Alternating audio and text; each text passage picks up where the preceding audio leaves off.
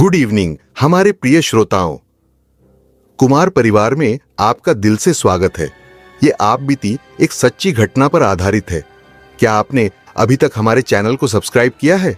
अगर नहीं तो आपको एक शानदार अनुभव से चूकने का खतरा है। हमारे चैनल को सब्सक्राइब करें और इस अविस्मरणीय सफर का हिस्सा बने। और हां, बेल आइकन दबाना न भूलें ताकि हमारी हर नई कहानी की अपडेट सबसे पहले आपके पास पहुंचे। रमलू, जो एक साधारण बैलगाड़ी चालक था, सुबह सुबह अपने छोटे से गांव से मंडी के लिए निकल पड़ा था। वह सर्दी के मौसम में कच्ची सड़कों पर अपनी बैलगाड़ी को आराम से चलाते हुए पक्की सड़क की ओर बढ़ रहा था। बैल धीरे धीरे खुरों से रास्ता बनाते जा रहे थे और रमलू अपनी धुन में व्यस्त था। यह एक सामान्य दिन था, लेकिन उसका क्या पता था कि यह दिन उसके लिए अंतिम साबित होगा। जैसे ही रमलू मोड़ पर पहुंचा, एक तेज रफ्तार ट्रक अचानक सामने से आ गया। ट्रक चालक ने गाड़ी को नियंत्रित करने की कोशिश की, लेकिन कच्ची सड़क के मोड़ पर गति के कारण उसका संतुलन बिगड़ गया। ट्रक सीधे रमलू की बैलगाड़ी से टकरा गया। वह दर्दनाक तरीके से गिरा और बैलगाड़ी के टुकड़े उसकी देह पर गिर गए। बैल भी घबराकर इधर उधर दौड़ने लगे, लेकिन वे भी गाड़ी के नीचे दब गए। रमलू की चीखें सुनकर पास के कुछ ग्रामीण दौड़े आए, लेकिन तब तक बहुत देर हो चुकी थी। उनका शरीर बुरी तरह कुचला हुआ था और रक्त से सनी जमीन पर उसकी जान की अंतिम लकीर खींच चुकी थी। उसने अपनी आंखें खोलते हुए कुछ शब्द कहे, मुझे मेरे साथ न्याय मिलना चाहिए। फिर उसकी आवाज सन्नाटे में बदल गई और वह शांत हो गया। गांव वाले घबराए हुए थे। किसी को समझ में नहीं आ रहा था कि क्या किया जाए। कुछ लोग तो डर के मारे घटनास्थल से दूर भागने लगे, लेकिन कुछ लोग जो वहां खड़े थे वे महसूस कर रहे थे कि कुछ अजीब हो रहा है। वह दृश्य, वह चीखें, सब कुछ असामान्य था। रमलू की आत्मा, एक बुजुर्ग महिला ने धीरे से कहा। वह यहीं रहेगा? उसकी आवाज में डर था और सबकी आंखों में वही घबराहट थी। गांव में एक हलचल मच गई थी। लोग कह रहे थे कि रमलू की आत्मा अब यहां बंध गई है। एक कटा हुआ जीवन जो अधूरा रह गया, अब इस मोड़ पर स्थायी रूप से बस जाएगा। लेकिन किसी ने नहीं सोचा था कि वह आत्मा अब अपने अंतिम शब्दों को पूरा करने के लिए इस मोड़ पर वापस आएगी और अपनी अजनबी यात्रा की शुरुआत करेगी। रमलू की आत्मा अब उस मोड़ पर बंध चुकी थी। वह दुख, दर्द और क्रोध से भरी हुई थी। किसी को भी इसका आभास नहीं हुआ, लेकिन एक बेहद खौफनाक यात्रा का आगाज हो चुका था। रमलू की दर्दनाक मौत के बाद उसकी आत्मा उस मोड़ पर स्थायी रूप से बंध गई थी, लेकिन यह आत्मा इतनी आसानी से शांत नहीं होने वाली थी। पहले तो यह आत्मा अपनी उपस्थिति को महसूस नहीं करवा रही थी, लेकिन कुछ समय बाद ही उस मोड़ पर जो भी आ रहा था वह एक असामान्य डर का सामना कर रहा था। गांव वाले धीरे धीरे उस मोड़ से गुजरने से डरने लगे थे। कुछ लोग तो यह तक कहने लगे थे कि रात के समय वहां से गुजरने पर सर्द हवा के बीच कोई अव्यक्त चीख सुनाई देती है या किसी का छाया जैसा रूप देखने को मिलता है। लेकिन उन सब की बातें हवा में उड़ा दी जाती और अगली सुबह सब कुछ सामान्य सा दिखता था। फिर एक दिन एक मोटरसाइकिल सवार जो उस मोड़ से गुजर रहा था, अचानक अपना नियंत्रण खो बैठा और गाड़ी से गिर पड़ा। उसकी साइकिल घूमती हुई सड़क पर फिसलते हुए मोड़ से बाहर जा गिरी और वह खुद बुरी तरह घायल हुआ। उसकी चीखें गांव से दूर तक सुनाई दी, लेकिन जब लोग घटनास्थल पर पहुंचे तो उसे मर चुका पाया। उसकी आंखें खुली हुई थीं, जैसे वह कुछ देख रहा था, लेकिन कोई न था। कुछ ग्रामीणों ने यह कहकर घटना को हल्के में लिया कि वह लापरवाही से गाड़ी चला रहा था, लेकिन सच कहीं न कहीं छिपा था। अब हर कोई उस मोड़ से गुजरने से डरने लगा था। लोग रात के समय तो बिल्कुल ही नहीं निकलते थे और दिन में भी फुसफुसाहट होने लगी थी। कोई भी यह नहीं जानता था कि क्या कारण था, लेकिन अजीब घटनाएं बढ़ने लगीं। समय के साथ उस मोड़ पर होने वाली दुर्घटनाएं इतनी बढ़ गईं कि लोग इसे मौत का मोड़ नाम से पुकारने लगे थे। दिन प्रतिदिन उस मोड़ पर घटी हर घटना रमलू की भटकती आत्मा की उपस्थिति को और स्पष्ट करती जा रही थी। कुछ लोग तो कहते थे कि जब कोई उस मोड़ से गुजरता है तो अचानक उनके अंदर एक अजीब सा डर भर जाता है, जैसे कोई उनकी आत्मा से संवाद करना चाहता हो। इस दौरान कुछ लोग यह भी मानने लगे थे कि रमलू की आत्मा केवल एक साधारण आत्मा नहीं बल्कि कुछ और बन चुकी थी। उसकी हदें अब पार हो चुकी थीं और उसने अपनी शक्ति को बढ़ाना शुरू कर दिया था। वह अब केवल एक भटकती आत्मा नहीं रही, वह धीरे धीरे रौद्र रूप में बदलने लगी थी। उसके अंदर एक गहरी घृणा और क्रोध था जो उसे इस मोड़ से बाहर निकलने नहीं देता था। कहा जाता है कि एक रात एक वृद्ध महिला अपने घर से बाहर जाने की गलती कर बैठी। जैसे ही वह उस मोड़ पर पहुंची, उसकी आंखों के सामने एक विशाल छाया प्रकट हुई। वह छाया धीमे धीमे बढ़ती चली आई और महिला को ऐसा लगा जैसे कोई उसे घेरने वाला हो। वह चिल्लाई, लेकिन उसके शब्द हवा में उड़ गए। अगले दिन गांव में किसी ने उसे देखा नहीं, बस उसका घुटा हुआ शरीर मोड़ से कुछ दूर पड़ा था। उसकी आंखें अब भी खुली हुई थीं, जैसे किसी अनदेखी चीज से देख रही हो। अब इस मोड़ के बारे में कुछ और भी बातें सामने आने लगीं। कहा जाता था कि रमलू की आत्मा अब किसी के साथ बस एक साधारण भूत की तरह नहीं रह गई थी। वह अब एक शक्ति बन चुकी थी और वह मोड़ पर गुजरने वाले हर व्यक्ति को अपनी गिरफ्त में ले लेती थी। गांव वाले अंधविश्वास से घिरे हुए थे और मानने लगे थे कि वह मोड़ अब एक भूतिया जगह बन चुका है जहां हर कोई कुछ न कुछ भयानक महसूस करता है। लेकिन क्या सच में वह आत्मा सिर्फ भटक रही थी या वह कुछ और अधिक खौफनाक बन चुकी थी, ये कोई नहीं जानता था।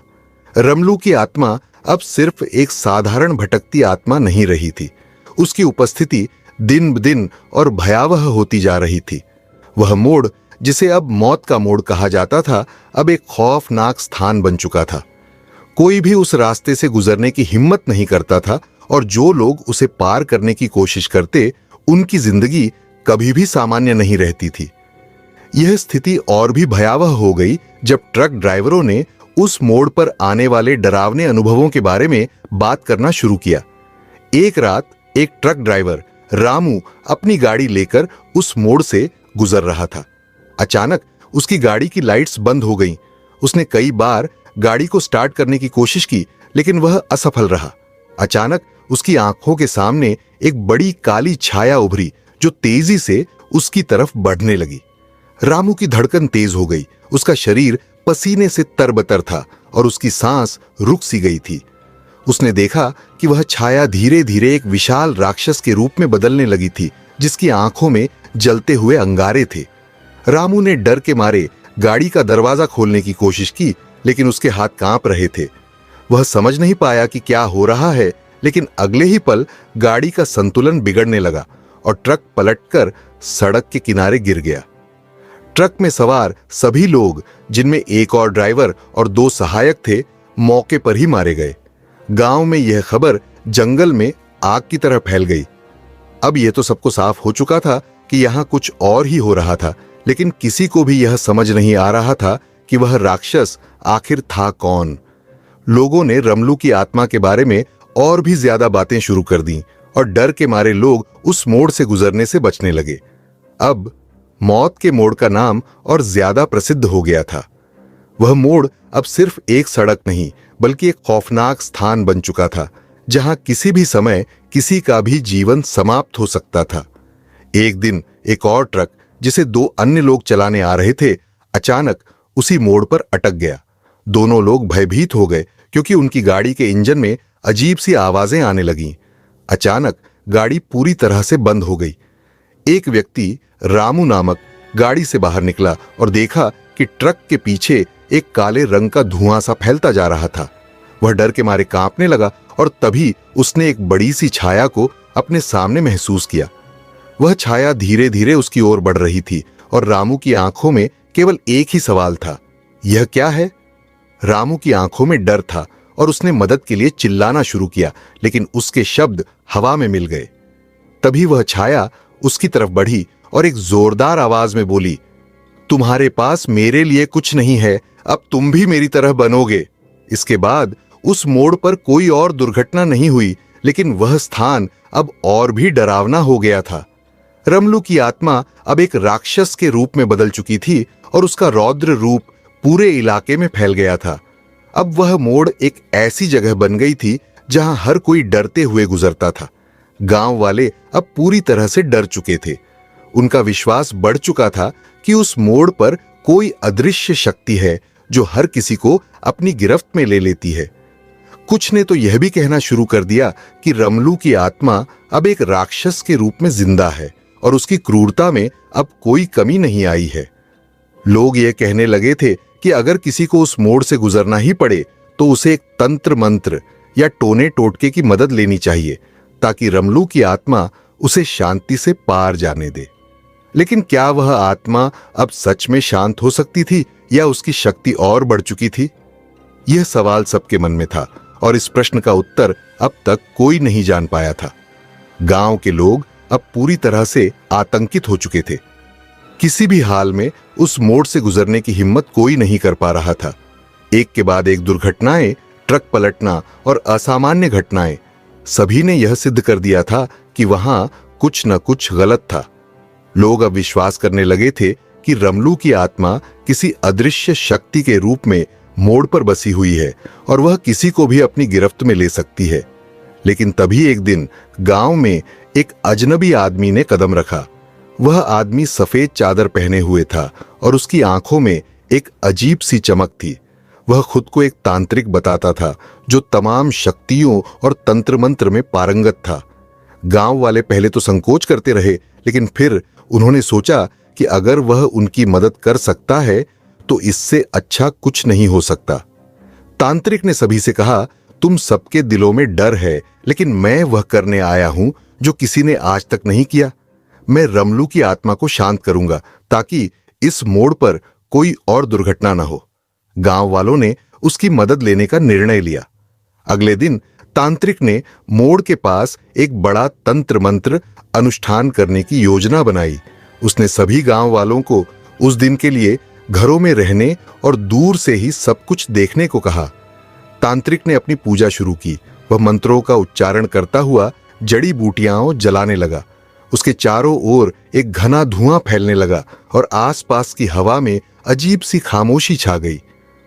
वह पूरी तन्मयता से अपने मंत्रों में लीन था, लेकिन तभी जैसे ही उसने रमलू की आत्मा को पुकारा, वह स्थान अचानक से अजीब से शोर से भर गया। तांत्रिक ने महसूस किया कि कुछ गलत हो रहा है। अचानक एक तेज झटका लगा और उसकी आंखों के सामने एक विशाल राक्षस की छाया उभरी। यह वही छाया थी जिसे लोग रमलू की आत्मा के रूप में पहचानने लगे थे, लेकिन अब वह और भी डरावनी और ताकतवर हो गई थी। उसकी आंखों में जलते हुए अंगारे थे और उसकी आवाज गहरी, डरावनी और गूंजती हुई थी।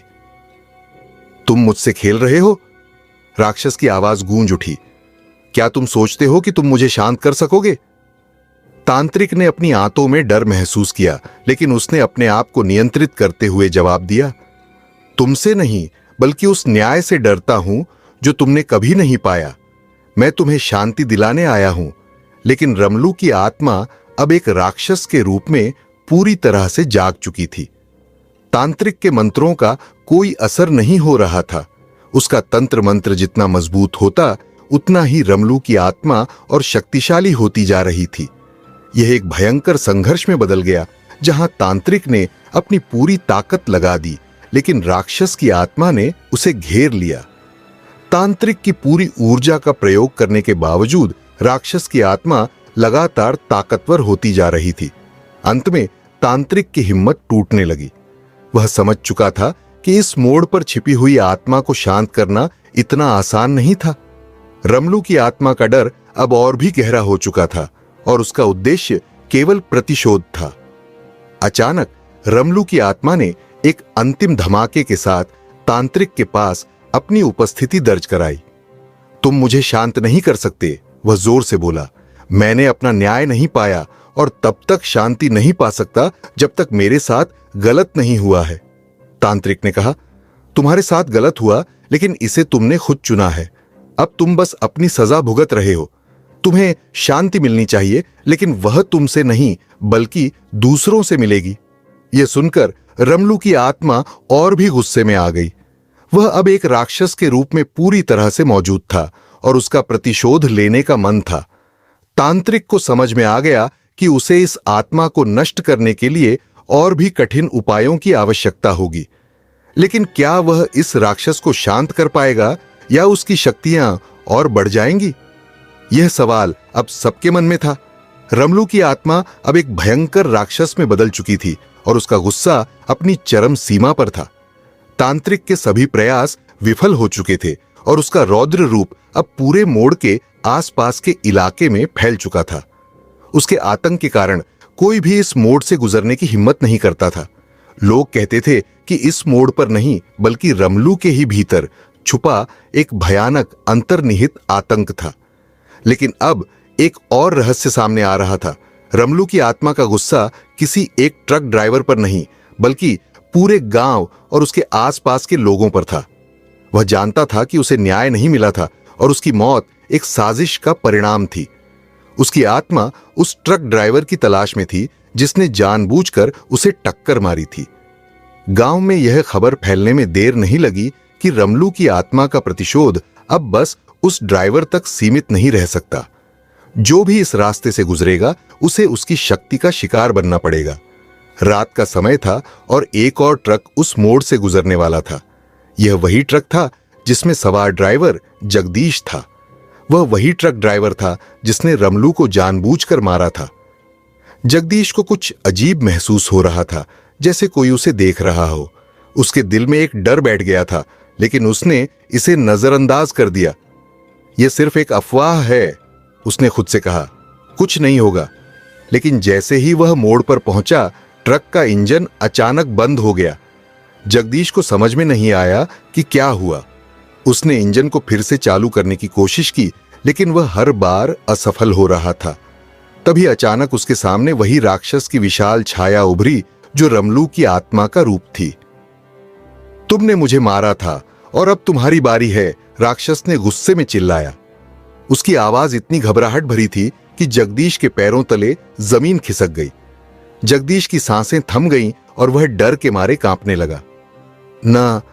नहीं, वो बुरी तरह चीखा, मुझे बचाओ, मैंने जानबूझकर नहीं किया था। लेकिन रमलू की आत्मा को अब इन बातों से कोई फर्क नहीं पड़ा। वह जानता था कि उसे मारने वाले का हिसाब बराबर करना था। उसकी आंखें लाल हो गईं और उसने जगदीश के शरीर को एक झटके से जकड़ लिया। जगदीश ने हर संभव कोशिश की, लेकिन राक्षस के हाथों में उसका शरीर पिस रहा था। उसका गला कस गया और उसकी हड्डियां चटकने लगी। तुमने मुझे तब मारा जब मैं मरने के काबिल नहीं था, और अब तुम मेरी सजा भुगतोगे। रमलू की आत्मा की आवाज गूंज रही थी। जगदीश के शरीर का आकार धीरे धीरे सिकुड़ने लगा। उसकी आंखें फटी हुई थीं और उसकी सांसें टूटने लगीं।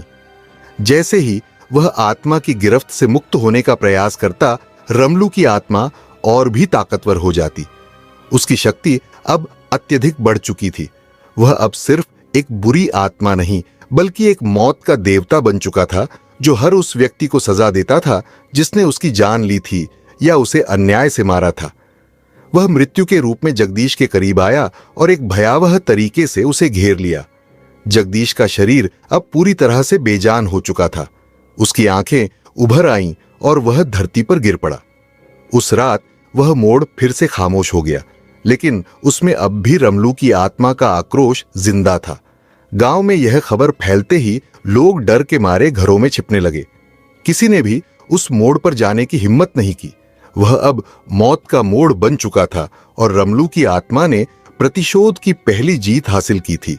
लेकिन क्या रमलू का प्रतिशोध यहीं खत्म हो गया था, या उसकी आत्मा का राक्षसी रूप अब और भी भयंकर हो जाएगा? यह सवाल सबके मन में उठ रहा था और गांव वाले यही सोच रहे थे कि इस मोड़ पर अब और कौन अपनी जान गंवाएगा। रमलू की आत्मा ने अब तक जो त्रासदी फैलाई थी, वह किसी भी कहानी से अधिक डरावनी और खौफनाक साबित हो रही थी। मौत का मोड़ अब वह स्थान बन चुका था जहां लोग अपनी जान बचाने के लिए रात दिन डरते थे। उसका प्रतिशोध सिर्फ ट्रक ड्राइवर तक सीमित नहीं था, बल्कि उसने अब पूरे गांव और आसपास के इलाके को अपनी चपेट में ले लिया था। हर गुजरने वाला व्यक्ति, चाहे वह जानबूझकर हो या न हो, उस मोड़ से बचने का प्रयास करता था, क्योंकि वह जानता था कि वहां मौत की छाया हर वक्त मंडरा रही थी। लेकिन फिर एक दिन एक अजनबी तांत्रिक ने इस भयावह स्थिति को शांत करने के लिए गांव में कदम रखा। उसने सुना था कि यहां कुछ भूतिया घटनाएं हो रही हैं और लोगों का मानना था कि रमलू की आत्मा अब एक खतरनाक राक्षस बन चुकी है। तांत्रिक ने गांव के बुजुर्गों से पूरी कहानी सुनी और तय किया कि वह इस आत्मा को शांति देने के लिए अपने तंत्र मंत्र का सहारा लेगा। तांत्रिक का नाम बाबा शंकर था और वह खुद को बड़े तंत्र विद्याओं का झाता मानता था। गांव के लोग एक उम्मीद के साथ उसकी ओर देख रहे थे, क्योंकि उन्हें विश्वास था कि शायद यही वह आखिरी उम्मीद हो जो रमलू की आत्मा को शांत कर सके। बाबा शंकर ने अपनी तंत्र मंत्र की साधना शुरू की। रात के अंधेरे में वह उस मोड़ पर पहुंचा जहां रमलू की आत्मा ने अपनी उपस्थिति दर्ज कराई थी। चांद की हल्की रोशनी में बाबा शंकर ने अपनी पूजा का प्रारंभ किया और जप मंत्रों का उच्चारण किया। हवा में एक अजीब सी खामोशी थी, जैसे समय रुक गया हो। कुछ देर बाद अचानक हवा में ठंडक का एहसास हुआ और मोड़ पर अंधेरे ने अपनी पूरी घेराबंदी कर ली। बाबा शंकर ने महसूस किया कि रमलू की आत्मा अब उसके सामने थी। उसकी कटी फटी और भयावह आकृति छांद की रोशनी में नजर आ रही थी। उसकी आंखों में जलता हुआ गुस्सा था और उसकी पीड़ा अब पूरी धरती पर गूंज रही थी। तुमने मेरी आत्मा को शांति नहीं दी, रमलू की आत्मा ने गर्जना की। तुम और तुम्हारे मंत्र मुझे रोक नहीं सकते। बाबा शंकर ने बिना डर के अपनी आंखें बंद की और गहरी तन्मयता से मंत्रों का उच्चारण किया। हवा में अजीब सी हलचल हुई और तभी रमलू की आत्मा ने एक खौफनाक चीख मारी। उसकी शक्ति बढ़ने लगी, लेकिन बाबा शंकर भी अपनी साधना में लीन था। बाबा शंकर ने अंतिम मंत्र का उच्चारण किया और अचानक रमलू की आत्मा एक भयंकर रोशनी में समाहित हो गई। उसकी घृणित और विकृत आकृति धीरे धीरे गायब हो गई। सभी लोग उस अजीब सी चुप्पी को महसूस कर रहे थे, मानो सब कुछ शांत हो गया हो। बाबा शंकर ने आंखें खोलते हुए कहा, यह आत्मा अब शांत हो चुकी है, लेकिन यह जरा सी देर का शांति है। गांव वाले आश्चर्यचकित थे, लेकिन कुछ अजीब सा था। उनके मन में अब भी डर था। जैसे ही बाबा शंकर वहां से लौटने लगा, अचानक मोड़ पर एक और भयावह आवाज गूंज उठी। यह आवाज न रमलू की थी, न किसी अन्य आत्मा की, बल्कि एक नई और अधिक खतरनाक आत्मा की थी जो अभी अभी पैदा हुई थी। तुम समझते हो कि रमलू की आत्मा को शांत करने से सब कुछ खत्म हो जाएगा? एक और घना और गहरी आवाज में गूंजने लगा, अब यह मोड़ मेरा है। गांव वाले और बाबा शंकर सहम गए। कुछ समय के लिए मोड़ फिर से शांत हो गया, लेकिन सबको एहसास हो गया कि रमलू की आत्मा का प्रतिशोध अंत में नहीं आया था। दरअसल यह एक नई शुरुआत थी। रमलू की आत्मा ने जैसे ही अपनी अंतिम इच्छा पूरी करने की कोशिश की, एक और अधिक खतरनाक शक्ति का जन्म हुआ था। गांव में अब यह सवाल उठने लगा कि क्या यह आत्मा अब और भी अधिक शक्तिशाली हो जाएगी और क्या बाबा शंकर इसका सामना कर पाएंगे? कहानी में यह मोड़ दर्शाता है कि भय और तंत्र की लड़ाई कभी खत्म नहीं होती। जब एक आत्मा शांत होती है तो दूसरी जन्म लेती है। क्या बाबा शंकर इस नई शक्ति से निपट पाएंगे? यह रहस्य अब सबके सामने था। यह कहानी यहीं समाप्त होती है, लेकिन जीवन के हर मोड़ पर एक नई चुनौती और एक नई शुरुआत की संभावना बनी रहती है। प्रिय दर्शकों, हम आशा करते हैं कि इस रोमांचक यात्रा ने आपके दिल में एक नई उमंग और उत्सुकता का संचार किया होगा। तो हमें जानकर खुशी होगी कि हमारी यह कहानी आपके दिल तक पहुंच पाई। क्या आपने इसे महसूस किया? क्या आपके मन में भी किसी रहस्य की हलचल उठी? हम बेसब्री से इंतजार कर रहे हैं कि आप हमें अपने विचार और प्रतिक्रियाएं कमेंट्स में जरूर साझा करें। अगर आप हमारे चैनल पर नए हैं तो क्या इंतजार कर रहे हैं? इस बेहतरीन यात्रा का हिस्सा बनने के लिए हमारे चैनल को सब्सक्राइब करें और हां, बेल आइकन भी दबाना न भूलें, ताकि हमारी हर नई और रोमांचक कहानी सीधे आपकी स्क्रीन तक पहुंचे। अब इस दिलचस्प सफर को जारी रखें और अगले अद्भुत रहस्यों का आनंद लें। हम जल्द ही फिर लौटेंगे और इस बार हम आपको और भी गहरे और अनोखे रहस्यों के संसार में लेकर जाएंगे।